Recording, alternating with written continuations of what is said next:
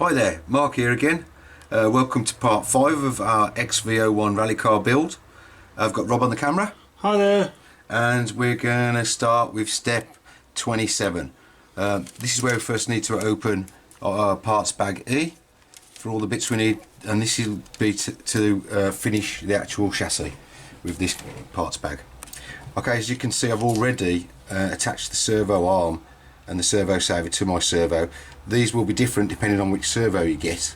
It does say when we come to install the servo that you've got these optional spacers NN6 and N7 to fit onto the posts, the servo mount posts.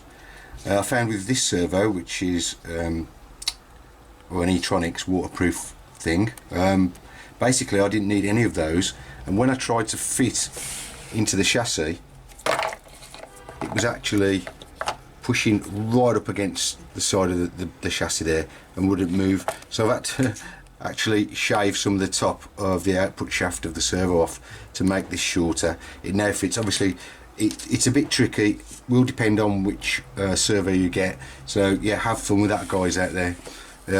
It's taken me about half an hour to get this thing to fit. Anyway, it'll be unique to your own kit. I've already pre-made the steering arm. Again, I had a lot of problems with trying to get the thread into the ball ends, so I've had to pre-thread one of them, drilled out the other side a little bit for the left hand thread, managed to get it to the same size. Again, quite tricky. So now we should be ready to fit this to the chassis with the two countersunk screws.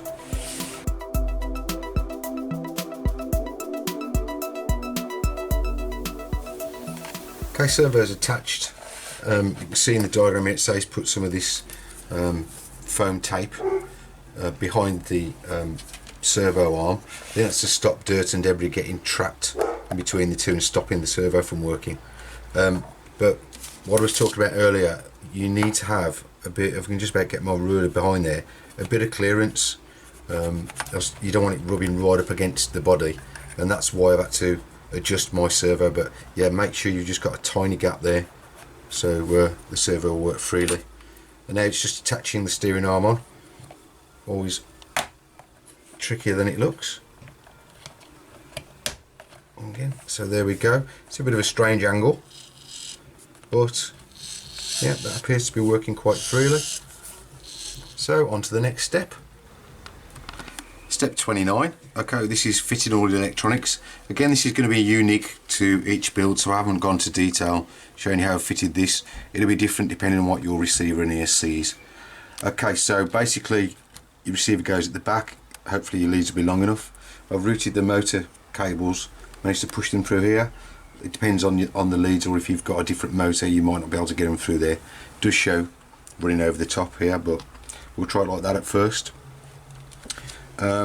Your battery lead has to push through into the battery compartment, and then you've got your antenna aerial that needs to go through this side hole, and it's routed along this channel, which I'll stick down in a bit, through the battery box, and then you stick some of this tape, I think you cut this and stick it over to protect your aerial lead, and then you'll mount the aerial post on that mount there. Okay, so step 30 is now all about fitting this cover. It's going to go over there. I should have fun with that. I'm going to try and zip these down a bit, route them neatly as best I can, and then get this cover screwed on.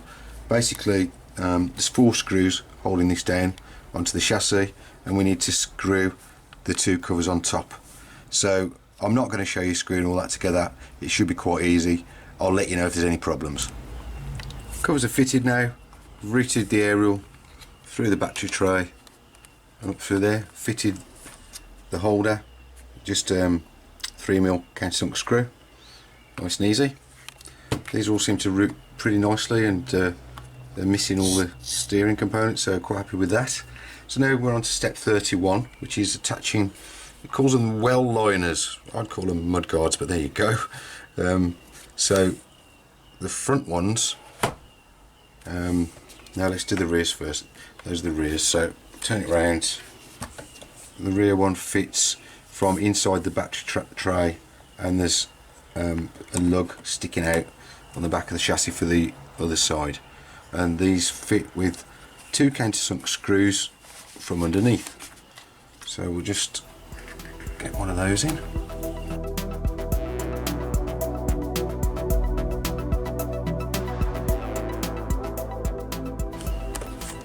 Okay, solidly fixed, and then the front attaches with 2 8mm crosshead screws, and they fit onto this bracket here.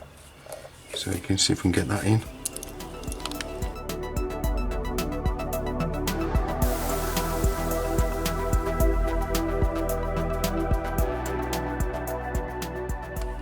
Front and rear is fitted on okay there, so we'll just repeat for the other side, exactly the same obviously for the other side, and then we're going to move on to step 32, which is putting the tyres and the foam inserts onto the wheels.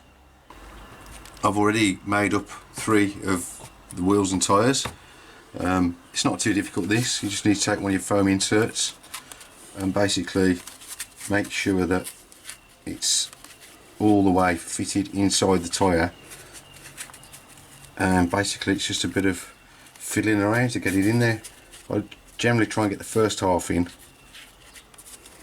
curve the rest of it through, and then just work your way around making sure it's fitting inside the side walls of the tyre. Just pull the side wall out a little bit to help it go in. So it's a bit fiddly. The main thing you need to ensure is that these 2 ends actually butt up against each other properly, like so. Can you see that, Rob? Yep. So there's no gap or there's no overlap, and then just basically force it all the way down. Just go around it a couple of times, pull the side walls apart to make sure there's no bits sticking out the side, and I think that's where you end up with something like that. And then basically we've got to now force this over the wheel. Oh, in the manual it just say put some glue on the foams, but I've never done that before and haven't had a problem, so I'm not going to mess about with that now. It also says to glue the rims with instant cement. I think with a standard motor, how tight these tyres are, Rob, I don't think we're going to need it, are we? No, I don't think so. So, but if we hop up and go for a brushless at some point, then maybe we'll need to glue them on. But we'll soon know, because it will come off if we need to. Yeah. Won't it? So yeah, give it a good pull on. Force it over with your thumbs. My hands are sore now after doing the whole model today, so it's a bit of a struggle, but there we go. Make sure it's seated all the way around, make sure it's flush, and that's all the 4 wheels finished. Step 33. Quite exciting this one, because this is going to give us our rolling chassis, so we're going to actually get the wheels on now, and the thing will be standing as it should on 4 wheels. So we've got a 4 8mm screws, we've got our 4 wheel nuts, 4 BA12 1050 bearings for each wheel. We've got the 4 shafts that lock the hexes in place, the hex drives. Now the backs and the fronts have got different spacers, so make sure you check out. You need an NN5 and an NN3, that's these for the back, and for the front you just need these little tiny NN8s. So what I'll do is I'll do one of each side rather than both. So let's start off here with the back. First thing we need to do is fit on an NN5, which is that small spacer. Then an NN3.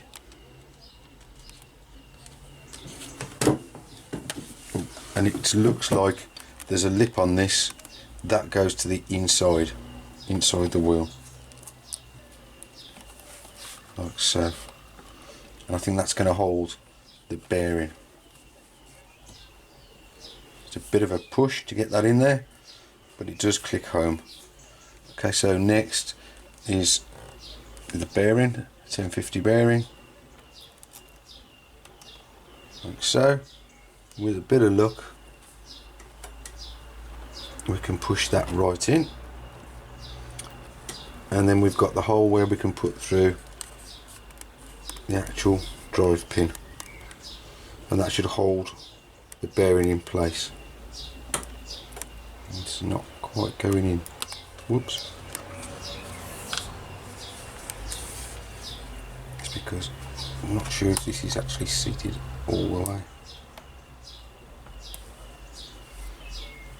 Let's give it a push with the hex. See if that makes a difference. Ah, that's what we needed to do. This is one we should have pre-done, Rob. Okay, so yeah, to make those spacers fit in properly, you need to give it a good push. Recommend putting your hex drive over and use that so you don't damage the bearing. Okay, once that's on, hex over, make sure the pin goes into the slot. Get one of our lovely white wheels and put the wheel nut on. That wheel on, let's now put one of the fronts on for you. We've got our tiny N8 spacer, it just slips over there, and then our 1050 bearing. Again, what I'm going to do is I'm going to use a hex. Now I've learnt from the one to give that a push on. It's difficult to get it right home. There you go. Get the drive pin.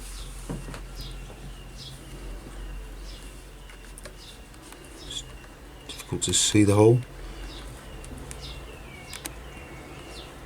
Put the hex on. So standard 12mm hex drives on this.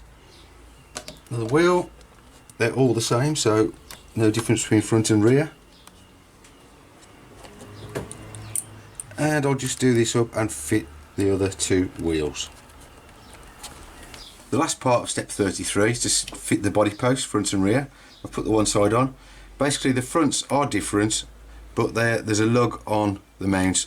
They will only go on the correct side. You can't put one on the wrong side, and that's just held with 8mm long 3mm screw. You just put the screw in there, and then the same from the back. This one goes in from inside. Put your 8mm long screw, and that holds that in place. After that, step 34 is just fitting the bumper. That nicely slides over these four posts, and again you just secure that with 4 washers and the associated screws. Again, I won't bother putting those on. You've seen me do a lot of putting screws in already. The last step is to fit the battery case and the battery. So just to show you, don't forget you've got the 2 silver screws which we've kept. They're 3mm diameter and I think 8mm long. Just pop it through the hole, and there is a tiny O-ring that you just need to slot over there and push down to the bottom, and basically that stops the screw from dropping out when you're out in the field changing your battery. So a bit fiddly to get on. Push it right the way down to the bottom, and that's finished. Then all we need to do is mount your clips at the front and screw in the screws into the rear, into those nylock nuts that we fitted many steps ago. So there you go, that's the rolling chassis of our XV-01 finished. I've really enjoyed building it. Rob, thanks for filming it for me. No problem, sir. And let's have some fun with it. Glad you've followed it along, and hope to see you again. Cheers. Bye.